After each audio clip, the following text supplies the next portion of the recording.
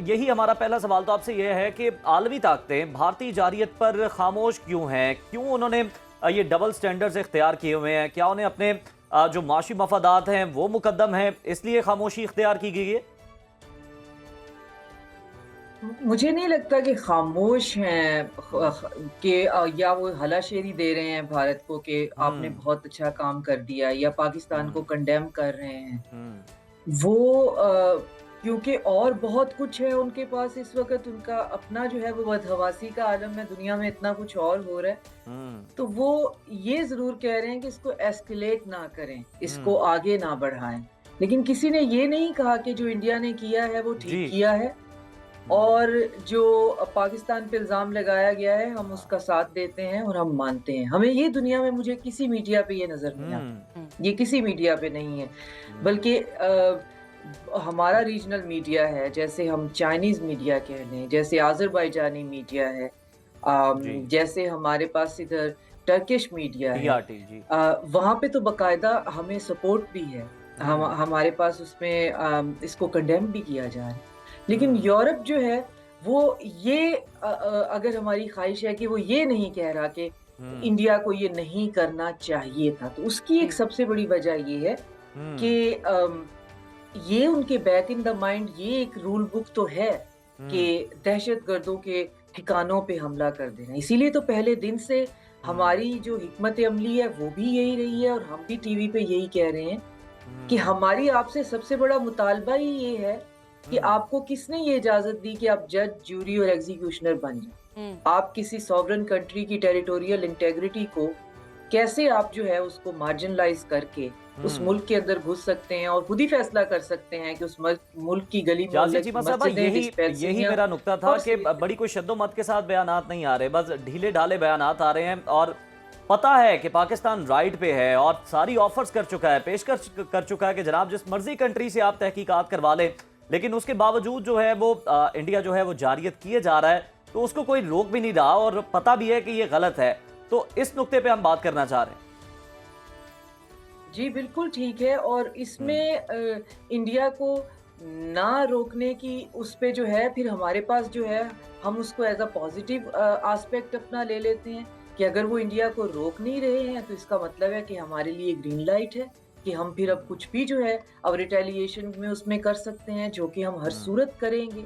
और इंडिया को फिर अब देखें ये एक ऐसी दुखती रग है, इस पे क्या बात की जा सकती है कि वो इंडिया को क्यों नहीं रोक रहे हैं? हम्म। क्योंकि गज़ा का जेनोसाइड किसने रोका है? हुँ।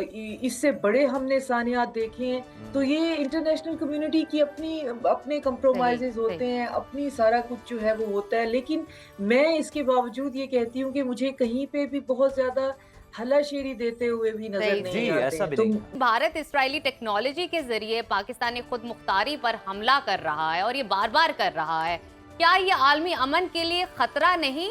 क्योंकि अगर इंटरनेशनल रिलेशंस के हवाले से बात की जाए, ब्रॉडर पर्सपेक्टिव पे देखा जाए तो इसके कॉन्सिक्वेंसेस काफ़ी खतरनाक हैं। क्या कहेंगी? बिल्कुल इसको अगर इस ट्रायंगल से देखा जाए कि ये इंडिया, इसराइल और वेस्ट का जो है वो एक अलायंस बन रही है चाइना के खिलाफ, जी। तो इस पे बहुत बात हो रही है। जंग को रोकने की बात तो नहीं हो रही, लेकिन वेस्ट हम्म। में इस पे बहुत बात हो रही है कि अगर ये एक अलायंस है और ये एक ट्रायंगल है और इसमें मोदी ने अपनी भी रोटियां सेंकी हैं, प्लस हुँ। ये एक बहुत ब्रॉडर एजेंडा का हिस्सा भी था कि जिसमें हम्म। इसराइल को और वेस्टर्न पावर्स को और इंडिया को जो है वो इन्वॉल्व करके पाकिस्तान वाया पाकिस्तान जो है उसको एज अ कलेटरल बनाते हुए चाइना हम्म। जो है वो बेसिक इनका हदफ है।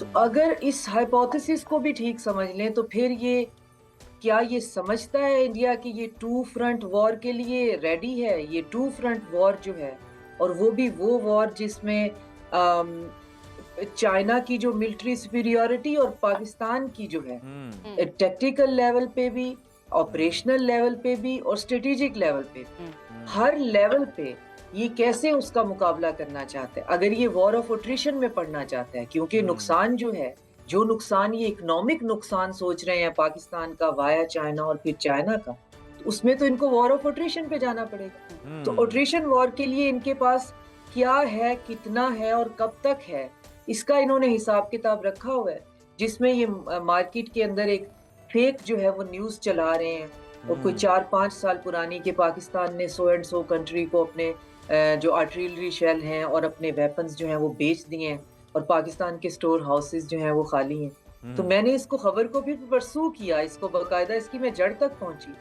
तो जो सारे की सारी बेबुनियाद झूठ और गलत निकली, हमारे पास ना सिर्फ ये कि अपनी वॉर ऑफ अट्रिशन के लिए अच्छा खासा सामान मौजूद है, इनके लिए तो तसल्ली बख्श सामान मौजूद है, बल्कि हमारे पास बाकायदा जो है वो उसकी जो सस्टेनेबल सप्लाई फ्रॉम चाइना है, क्योंकि हमने अपनी मिलिट्री इक्विपमेंट का इन्हसार जो है वो 2019 के बाद तो खास तौर पे चाइना पे करना शुरू कर दिया।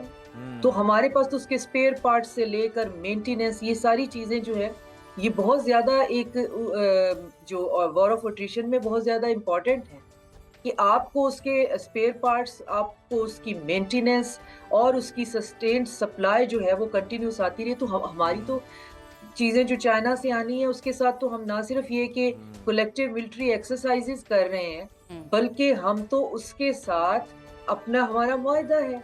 तो इनको अच्छी तरह से याद है कि इनको ना सिर्फ ये कि इनका इक्विपमेंट आउटडेटेड है जो इन्होंने अमेरिका से और फ्रांस से और बाकी वेस्ट से लिया हुआ है, उसके अंदर मेंटेनेंस के लिए इनको बंदे फिर वहां से बुलवाने पड़ते हैं, वो आते नहीं है, उसके स्पेयर पार्ट्स नहीं मिलते। तो ये सारी बातें ये खुद भी अपने मीडिया पे कर रहे हैं, इसके लिए इतनी डिटेल पे हमें भी जाने की जरूरत है। हमारा पॉइंट ये है कि अगर आपने पाकिस्तान को डायरेक्ट निशाना बनाया, जो कि मोदी ने बनाया है, तो भी आप पाकिस्तान के साथ मुकाबला नहीं कर सकते। और अगर आप किसी ब्रॉडर चेस गेम का हिस्सा बन गए हैं, तो फिर तो आप ये देख लें कि आप इस खिते के 2 जायंट्स के सामने आके खड़े हो गए, जो कि ऑलरेडी 2019 से लद्दाख और कश्मीर को एक थिएटर जो है वो समझ के उस पर जॉइंट एक्सरसाइजेस कर रहे हैं। हमारी सिनर्जी है, हमारी आपस में इक्विपमेंट की साझेदारी है, तो हम तो ऑलरेडी दोनों चाइना और पाकिस्तान आपके लिए तैयार है। आप इसराइल को ले आए, बल्कि इसराइल के साथ 6-7 ममालिक और भी ले आए। मुझे याद आ रहा है परवीन सहानी, इन्होंने कोई 10-12 साल पहले एक किताब लिखी थी, उस किताब शुरू ही यहाँ से होती है, इंडियन है। उन्होंने लिखा था कि आप लोगों को अगर लगता है कि इंडिया चाइना का मुकाबला कर लेगा, इंडिया मिलिट्री वॉर में एक फुल फ्लेज मिलिट्री कॉन्फ्लिक्ट में बिल्कुल आपने सही कहा कि पाकिस्तान वो खुद कफील है इन मामलात में कि वो जो उनके पास इक्विपमेंट मौजूद है उसके लिए किसी बाहर से कोई माहिर को नहीं बुलाना पड़ता। पाकिस्तान इतना खुद कफील है कि उनका जो मेंटेनेंस है, उनको जो अपडेट करना है वो पाकिस्तान खुद कर लेता है।